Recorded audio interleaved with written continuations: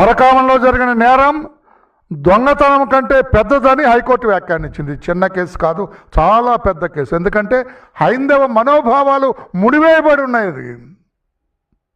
నేను వెళ్తానండి దేవాలయానికి, స్వామివారు నాకేదో కోరికలు ఉన్నాయి, కోరికలు నెరవేర్చారు, లేకుంటే కోరికలు కోరుకున్నాను, అయ్యా నా వైపు మీ చల్లని చూపు మాపై వెయ్యండి అని చెప్పి ఏదో కానుక వేస్తా.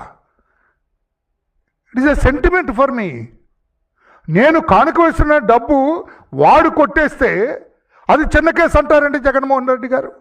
అంటే మీరు అన్యమతస్థులు కనుక హైందవ మత ఆ వాల్యూస్, ఆ విధానాలు, వాళ్ళ నమ్మకాలు ఆట్టే మీకు తెలియకపోవటం వల్ల, మీరు అన్యమతస్థులు అవటం వల్ల, మీరు ప్రాక్టీస్ చేసేది వేరే మతం అవటం వల్ల ఈ రకంగా వీళ్ళ మనోభావాలు దెబ్బతినేటట్లుగా చిన్న కేసు అంటాం న్యాయమా? అది మీకు గౌరవప్రదమా?